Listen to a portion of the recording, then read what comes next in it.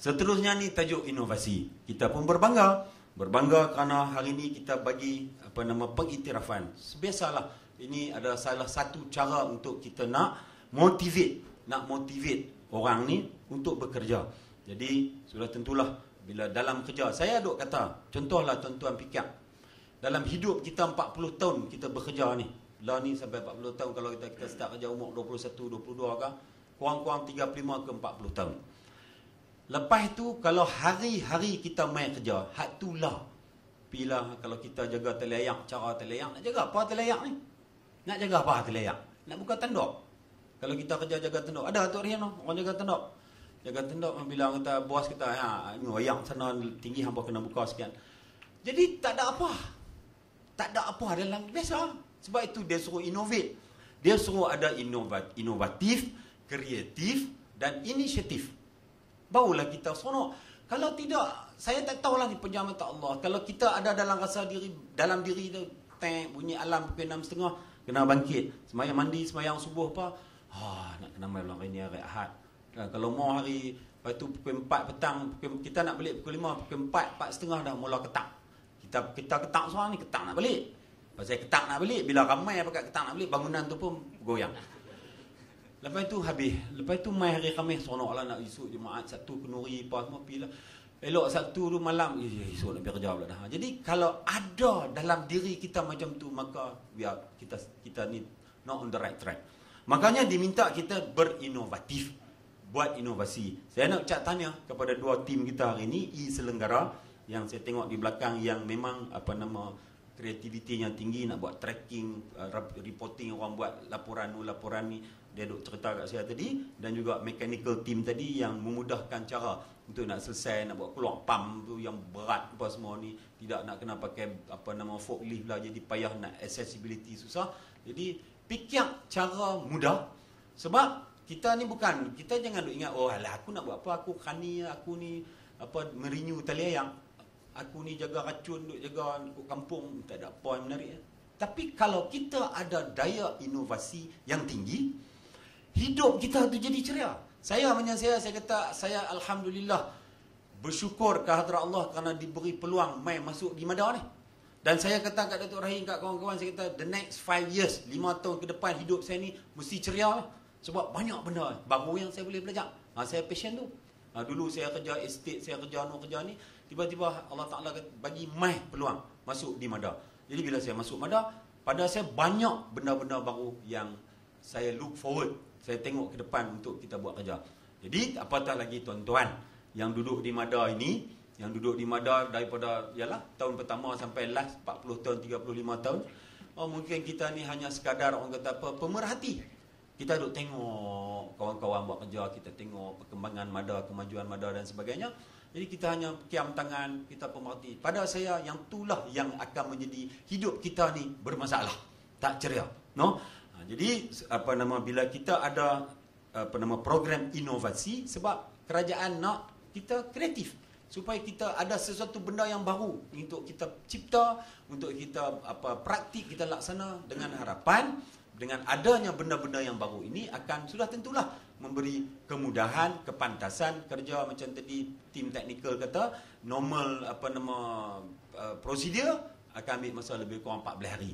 Tapi dengan ada inovatif yang mudah saja, tolak buat sliding sliding roof, jadi tinggal 7 hari. Bila 7 hari dah setengah, kita save time. Bila kita save time, kita save cost, macam-macam. Dia ada ekoran-ekorannya.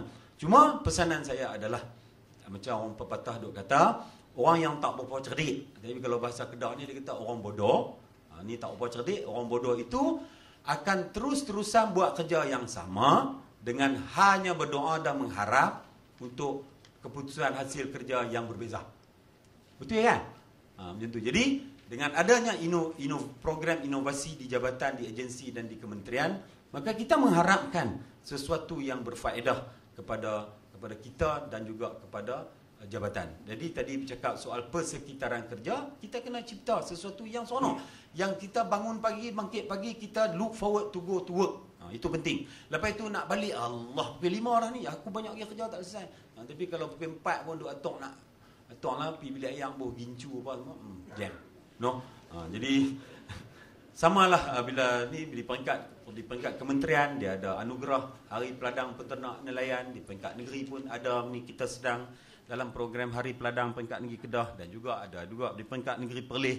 Kita juga nak ucapkan tahniah kepada pemenang-pemenang, antaranya PPK Arau ni Banyak Tembusu yang dimenang di peringkat antara peringkat kebangsaan, estate padi. Jadi inilah benda-benda yang kita nak, supaya akhir sekali dia akan menjadi satu budaya kerja.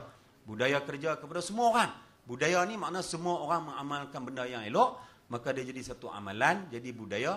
Dan inilah yang dikehendaki oleh Datuk Rahim, Datuk Lee, Mak Zeki apa semua ni, supaya MADA ini terus memacu ke depan.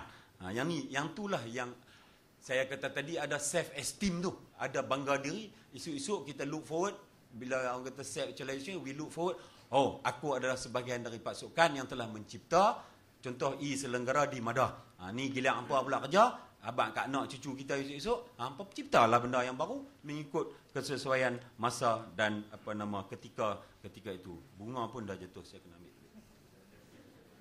Lagi orang pebaik bunga ni marah kita kan.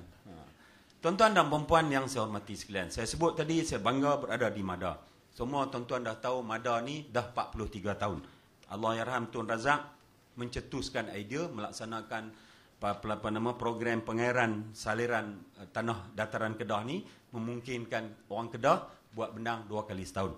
Kita sedar bahawa seketika MADA diperkenalkan hanya 2 tan 1 hektar. Ketika itu kemiskinan pun 70%. Tapi tuan-tuanlah orang-orang yang telah pun berusaha keras melaksanakan segala kerja, segala arahan, segala polisi dasar yang telah dibuat, dan hari ini MADA telah berjaya mendabik dada, mengurangkan kemiskinan ke satu kadar yang cukup rendah, 2%, sekitar 2%. Kemudian kita telah meningkatkan hasil padi kita. Sekarang ini musim yang lalu 6.7 tan secara purata. Satu rekod pencapaian. Dan kalau tengok PEMA ni, PEMA lah tengok hijau padi pun kita tengok, kalau tak ada apa-apa, orang kata apa bencana alam, apa ribut taupan apa semua, insya-Allah kita boleh maintain, malahan mungkin mencecah 7 tan. Jadi ini MADA, dan itu adalah sejarah, dan kita bangga dengan prestasi pencapaian tahun demi tahun. Tetapi saya selalu berkata, sejarah itu hanya sekadar pedoman dan juga menjadi panduan. Kita tak bolehlah nak seronok bangga diri sepanjang masa. Sebab tu masa saya pegang tim bola Kedah, saya kata takat hampa duk menang 1-2 piala dulu-dulu, itu semua sejarah. Sejarah ni tak usah duk ni. Sebab tu saya kata, sebagai pemain, apa kita punya ni, law ni apa yang kita kena buat.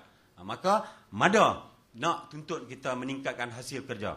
MADA nak kita bottom line dia masih kepada bagaimana kita nak sumbangkan tenaga keringat kita, pemikiran kita, nak meningkatkan pendapatan petani.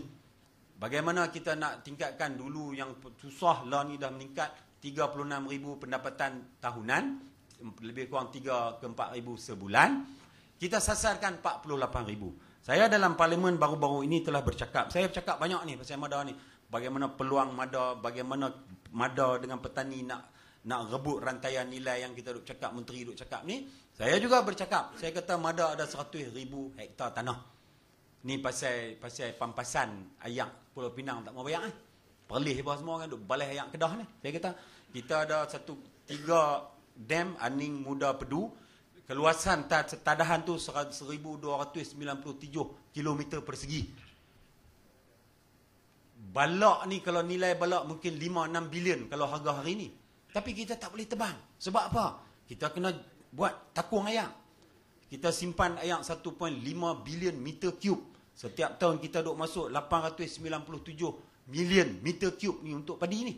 Tapi ayak lebihan tu kita tak boleh tahak tu. Kita nak kena lepas. Lepas Pulau Pinang pun dia ambil lah ayak. Oh, dia kata, bila saya bercakap tu, ahli parlimen Bayan Baru kata, oi Datuk, kami ambil ayak, kami punya kampung. Yalah, saya kata betul lah, dalam negeri Pulau Pinang, tapi ayak tu main mana? Kan? Jadi saya kata 100,000 hektar ni, kami tak boleh buat lain pada padi. Kerana apa? Food security. Food security makna ini dasar makanan, agro makanan negara. Kedah kena bekalkan 40% beras negara. Lah dah kalau nak ikut daripada data yang saya dapat, kita membekalkan 1.3 juta tan beras berbanding dengan 2.5 juta seluruh negara. Makna tu pun dah dekat, dah lebih 50%. Tapi tak apalah, kita ambil 40%. Jadi kami tak boleh tanam lain pada getah, lain pada padi. Jadi bayangkan saya kata, kalaulah 100,000 hektar ni dibenarkan kami tanam sawit. Saya kata tanam sawit 100,000 hektar dengan kadar hari ni FFB lebih kurang 20 tan 1 hektar setahun. Kalau OER, kadar perahan minyak 20%, dengan rega lah ni 2,500 tan CPO, orang Kedah saya kata boleh dapat pendapatan baik. Lepas tu kita dah kali semua, bedak, bahagi dengan 55,000 isi rumah. Setiap isi rumah hari ni boleh dapat RM9,000 sebulan. Kali 12 dah dekat RM100,000. Sedangkan hari ni Mada baru dapat RM36,000. Ni.